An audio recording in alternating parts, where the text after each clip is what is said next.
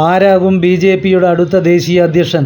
ഇന്ത്യയിലെ രാഷ്ട്രീയ നിരീക്ഷകരെല്ലാം വിശകലനം ചെയ്യുകയും ആകാംക്ഷയോടെ കാത്തിരിക്കുകയും ചെയ്യുന്ന ആ പേര് ആരുടേതാകും? നരേന്ദ്രമോദിയുടെ കാലത്തെ ബി.ജെ.പിയിൽ സംഭവിക്കുന്നത് പാർട്ടിയുടെ അകത്തളങ്ങളിലുള്ളവർക്ക് പോലും പ്രവചിക്കാൻ കഴിയാത്ത കാലത്ത് മാധ്യമങ്ങൾക്ക് പോലും അത് കണ്ടെത്തുകയെന്നത് ഏറെ അസാധ്യമായ കാര്യമാണ്. അപ്രതീക്ഷിത നീക്കങ്ങൾ കൊണ്ട് പാർട്ടിയെയും പാർട്ടിക്ക് പുറത്തുള്ളവരെയും ഞെട്ടിക്കുന്നതാണ് മോദിയുടെ കാലത്തെ ബി.ജെ.പി പാർട്ടി. അടുത്ത പ്രസിഡന്റിൻ്റെ കാര്യത്തിലും സംഭവിക്കാൻ പോകുന്നത് ഒരുപക്ഷെ അതുതന്നെയാകും. ഏറ്റവും ഒടുവിൽ ഇന്ദ്രപ്രസ്ഥത്തിലെ അധികാരത്തിൻ്റെ അകത്തളങ്ങളിൽ പറഞ്ഞു കേൾക്കുന്ന പേരുകൾ നമുക്കൊന്ന് നോക്കാം.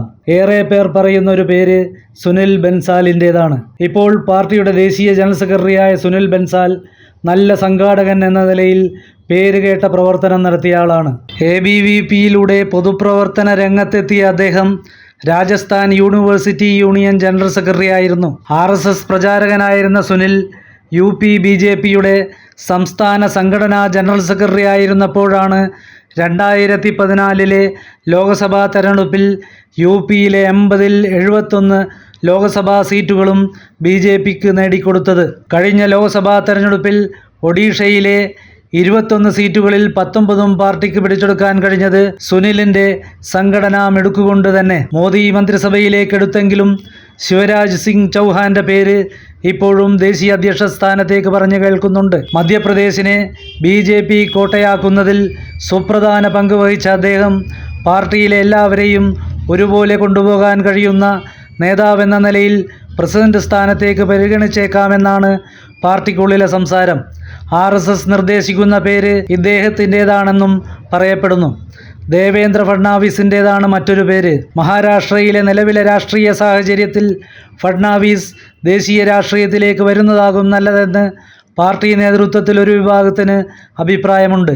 അങ്ങനെയെങ്കിൽ ഗഡ്കരിക്ക് ശേഷം നാഗപ്പൂരിൽ നിന്നുള്ള രണ്ടാമത്തെ പ്രസിഡന്റാകും ഈ ബ്രാഹ്മണ നേതാവ്. മഹാരാഷ്ട്രയിൽ നിന്നുള്ള മറ്റൊരു നേതാവാണ് ദേശീയ ജനറൽ സെക്രട്ടറിയായ വിനോദ് താവഡെ. അദ്ദേഹത്തിൻ്റെ പേരും പ്രഥമ പരിഗണനാ ലിസ്റ്റിലുണ്ട്. ബീഹാറിൽ പാർട്ടിക്ക് ഒരു പരിധിവരെ മികച്ച വിജയം കാഴ്ചവെക്കുന്നതിലും താവഡെയുടെ നേതൃത്വത്തിന് കഴിഞ്ഞിട്ടുണ്ട്. ഹിമാചൽ പ്രദേശിൽ നിന്നുള്ള യുവ നേതാവായ അനുരാഗ് സിംഗ് താക്കൂർ ജയിച്ചിട്ടും മന്ത്രിയാകാതെ നിൽക്കുന്നത് ദേശീയ പ്രസിഡന്റ് സ്ഥാനാർത്ഥിയായതുകൊണ്ടാണെന്ന് പാർട്ടി നേതൃത്വത്തിലെ ചിലർ പറയുന്നു. എന്നാൽ ഒരു സംസ്ഥാനത്ത് നിന്ന് തന്നെ തുടർച്ചയായി രണ്ടാമതും പ്രസിഡന്റ് വരുമോ എന്ന് ചോദിക്കുന്നവരും പാർട്ടിയിലുണ്ട്.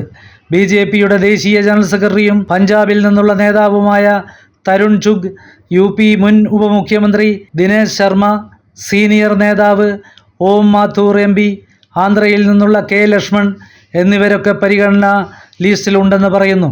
എന്നാൽ ഇതിൽ നിന്നൊക്കെ വ്യത്യസ്തമായി ദക്ഷിണേന്ത്യയിൽ നിന്ന് സംഘടനാ സ്കില്ലുള്ള ഒരു നേതാവ് അപ്രതീക്ഷിതമായി വന്നേക്കാമെന്നും ശ്രുതിയുണ്ട്. മന്ത്രിസഭാ അംഗങ്ങളാണെങ്കിലും ധർമ്മേന്ദ്ര പ്രധാൻ, മനോഹർ ലാൽ ഖട്ടർ, CR പാട്ടീൽ എന്നിവരിൽ ആരെയെങ്കിലും പരിഗണിച്ചാലും അത്ഭുതപ്പെടാനില്ല.